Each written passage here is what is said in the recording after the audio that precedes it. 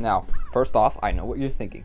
It's been a while since the last upload, and I'm not going to say that I'll stop having an irregular upload schedule, but I'm starting to get the hang of everything, so more content will hopefully arrive sooner rather than later. But other than that, now it's spooky month, and what better way to represent that than completely shaking up the style of content and making this video more about the spooky, scary urban legends originating in the city that I'm currently in. If you're watching this video, you probably know what urban legends are, but for the uninitiated, they're rumors or stories shared between citizens of a particular geographical region relating to strange or supernatural occurrences that have happened in the past.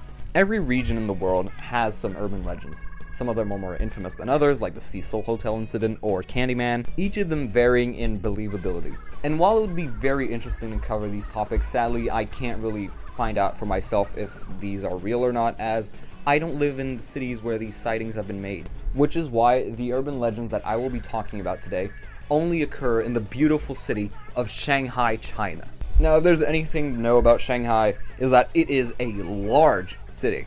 And with a city this big, you're bound to have many urban legends. So in the last week or so, I've explored 3 sites linked to these stories to try to figure out if anything was, strange or real.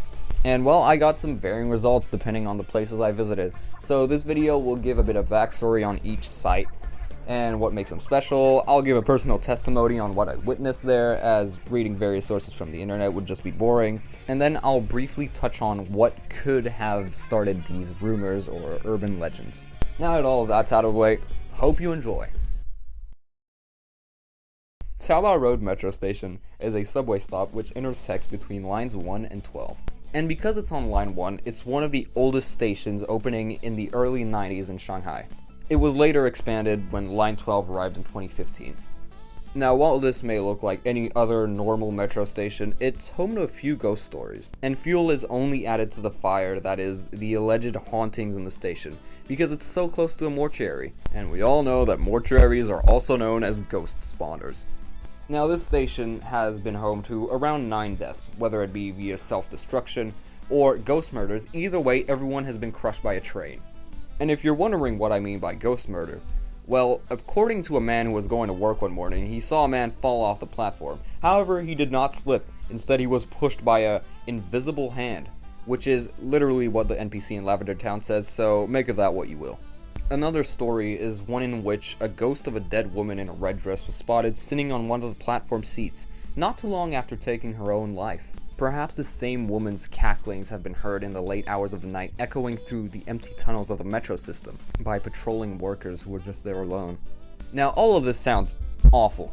You get killed by ghosts, you can see ghosts, and worst of all, you can hear the ghosts. So being the smart man I am, I decided to go to that metro station, but it was during the middle of the day, so I did not see anything weird or hear anything weird. I know, it's disappointing. Now, while I didn't see any ghosts, there were still a few weird things to take note of at the Line 1 platform of Caobao Road Station. Like, for example, the size itself of the platform. The Line 1 side is completely thin, and you could take 3 steps and fall off the edge if there weren't doors separating you from it. This created a very large sense of uneasiness, as it just did not feel right, especially compared to other stations on Line 1. Now, you could just chalk it up to this station not having a lot of foot traffic, therefore not requiring just very big platforms. However, it still did not feel right. Something else interesting to point out was the number of guard station. Now, every station has, I would say, around 4 guards put all around it, to just watch in case people will try to do anything stupid. However, this station had 6. And when you compare that to, the size of the platform itself, it felt very weird because of how small it was and the amount of guards there were there. It's just very strange that it needs a lot of supervision despite being a very small station. But yeah, apart from these 2 small details, there wasn't really much going on at Caobao Road Station. So yeah, no ghosts, I guess. Now, the origins of these incidents are very much unknown. We don't know who saw these or who reported these, but either way, we probably never will. For the unnamed worker that did hear the cackling at night, it could just be auditory pareidolia. Maybe the train was just screeching to a halt and it echoed through the tunnels, and because he was tired, he interpreted it as human, because pareidolia does that. We try to find meaning in something that doesn't necessarily have meaning. So yeah, it could just be, someone tired late at night, hearing something pretty high-pitched and thinking, wow, it's a woman laughing at me. Now, for the pushing by the invisible hand, this one's a little harder because there's a big difference between slipping and getting pushed off the edge, because there's a lot more force. So yeah, I don't really have an explanation for this one. It could just be a ghost. It could just be, someone collapsing, I guess, or not seeing the whole thing properly. But either way, yeah, that one's a little harder to make out. Now, for the woman in the red dress, I know that red dresses aren't that common, but they aren't that rare either. And, you could have a few people coming with a red dress a few days apart, and maybe it was just caught on camera, and we all know how good metro system cameras are. So, yeah, it could just be a misinterpretation. People with red dresses come by regularly, coincidences do happen, or it could be a ghost, and Caobao Road is truly haunted, and I missed out on a lot just by going there at 12 p.m. But yeah, that's Caobao Road. I didn't see any ghosts, and there probably aren't any. That's that. Thank you.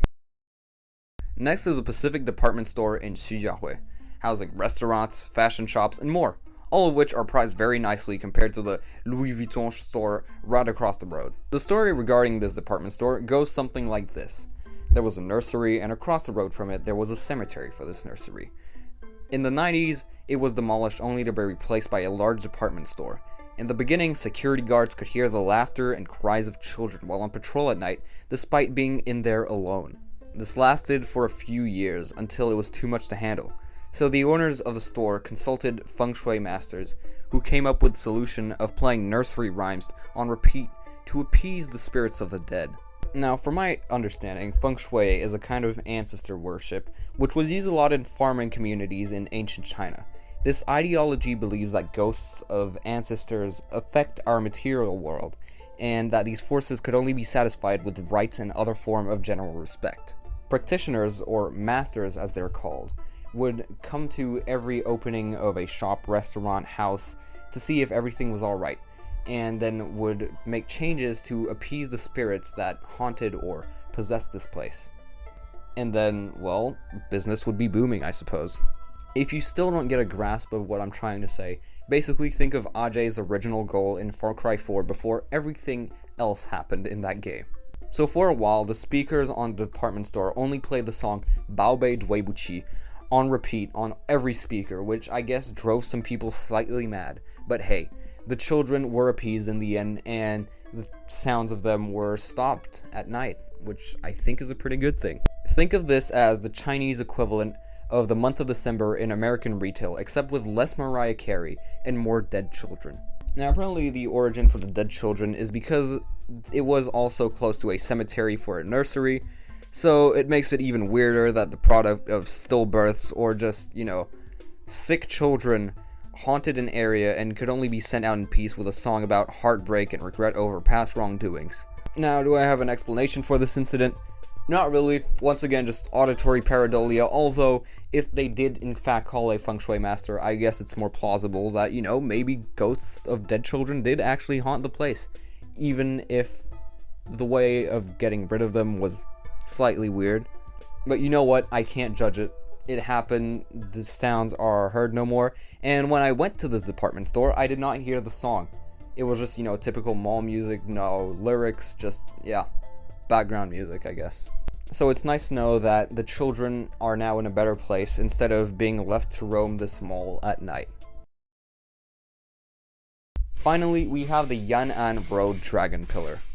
Now, Yan'an Road is a typical elevated road which goes through Shanghai. Pillars hold it up above the peasant roads. However, the notable thing here comes with one of the pillars located near the South Huangpi Road metro station. This special pillar has 9 bronze dragon-shaped sculptures located all around it from top to bottom. This is the only pillar that has these sculptures, by the way, so it's definitely special. But how did it come to fruition? Well, allegedly in 1995, construction workers struggled to dig to make foundations for this pillar. This caused a lot of problems for the construction of the road, as delays were soon starting to stack onto one another. Soon enough, government officials allegedly invited feng shui masters to see what was up, as, it could be related to the supernatural. However, most of them refused to investigate the site and just went back. However, one monk from apparently Longhua Temple agreed to perform a ceremony to help with construction of the pillar. He did what he had to do with all the incantations and whatnot. Afterwards, he told the workers to make 9 dragon statues atop this one pillar, as they were trying to drill down atop a dragon's vein, and not honoring it properly would probably result in the destruction of Shanghai. Afterwards, construction went on perfectly fine. However, the monk who made all of these incantations died soon after, under mysterious circumstances. This was interpreted as him being punished for spilling the beans about a dragon's resting place, and officials just say that this never happened, so who knows if this was actually true. However, the pillar does exist. I did see it. I don't know why I came to see it, because, I mean, what was gonna happen? Rumblings, an earthquake? I don't know. But yes, the pillar exists, so who knows if the monk actually exists. This is probably Shanghai's most famous urban legend because it's a cool pillar, everyone can see it, and the backstory is what's shrouded in mystery and intrigues a lot of people, because who knows if this monk was actually real.